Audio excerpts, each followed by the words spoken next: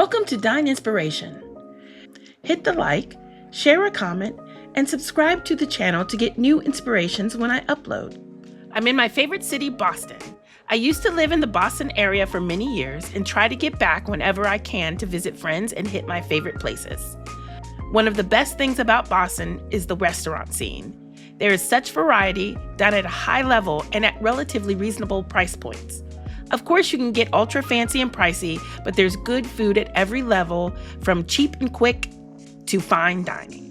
First up on my Boston favorites tour is the Franklin Café. This has been a go-to restaurant of mine since the late 90s. Back in the day, it was known as the place chefs and other restaurant people would go to eat after their restaurants had closed for the night. I'm not sure if that's still true, but I have gotten some great inspiration from here over the years for both cocktails and food. I went to the original restaurant in the South End. This is a charming section of Boston with no parking. Sorry, as a former Bostonian, I'm obsessed about parking. Long story short, just take an Uber as I did. The place itself is very small and often the bar is packed with people both sitting and standing. It's a great place for just cocktails as well. I arrived early and so I sat at the bar and ordered the pear elixir. In short order, I was led to my table. I ordered a second cocktail, the red flannel sangria. For my appetizer, I chose the grilled calamari, mostly for the citron blanc. I used to get a grilled tuna dish here with citron blanc and I always loved it. I have tried replicating, but never got it right. For the entree, I decided to go with both something new and something familiar. For the new dish, I tried the seared cod. And since this is the place I first had steak frite, I went with that too. The pear cocktail was light and didn't have any strong flavor, so it was a nice way to start off the night. The sangria had more zing and was nicely balanced. I got the calamari dish, although it did have beans, which I'm not a big fan of, but it really worked well here. The beans were creamy and well seasoned. The citron blanc came through and complemented the calamari, which had a great texture. The first entree to arrive was the pan-seared Atlantic cod. It was solid, but I expected a little bit more flavor and seasoning. Then came the steak frite. The hanger was cooked to a perfect medium rare as I requested. It is as I remembered, tender with compound butter, bringing added richness, and the port demi bringing some sweetness and savory complexity. The fries are perfect, some crispy, and others soaking up the juices of the steak, butter, and sauce. It's a classic for a reason, so you can't miss if you order this when you go. If you visit or live in Boston, I definitely recommend you check out the Franklin Café.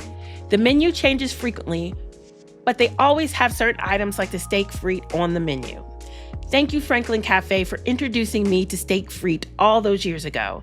It's so nice when you find something great and it stays that way over time.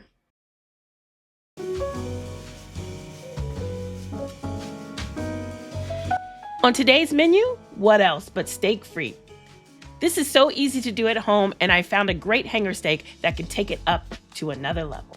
I have gotten this hanger steak before when my friend was coming to visit and he told me the wonders of Argentinian beef when he traveled there. I decided to surprise him with Argentinian beef that I got off of Goldbelly. This steak is offered by Chef Francis Mallmann and comes with a delicious chimichurri. Chef Francis Mallmann has been featured on Netflix's Chef's Table, so check that out if you want to learn more about him. This dish is really pretty simple. I'm going to grill the steak, make some fries in the oven, and make a compound butter out of the chimichurri. To make the compound butter, I take about half a stick of butter and let it soften at room temperature, or sometimes I microwave it in 10-second increments. I don't want it to melt, I just want it to soften so I can distribute anything I want in it evenly. Today, it's the chimichurri. I drain the oil off of the chimichurri and add about 2 to 3 tablespoons. Mix and get plastic wrap, roll it, and then tighten the ends and put it in the freezer until it's time to slice and put on the steak. For the steak, you can follow the basic directions on his site on Goldbelly or use the card that comes with the package. I pat the meat dry, season with salt and pepper, and let it sit out at least an hour before grilling. I'm going to use my pellet grill so it's quick and easy. Before cooking, preheat the oven to heat up the fries and follow the instructions on the package. I grill the hanger steak over high heat and temp with a meat thermometer to determine when it's done. I like to get it to about 125 or 130 degrees Fahrenheit. Once off the grill, let the steak rest loosely tinted. I forgot to put the compound butter on the steak at this point so that it could melt while resting, but I did it when I plated the dish.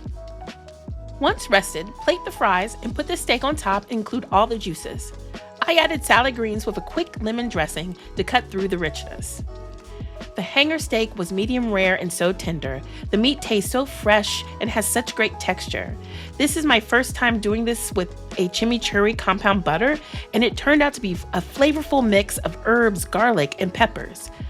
It brought such great flavor and is something different than a typical blue cheese.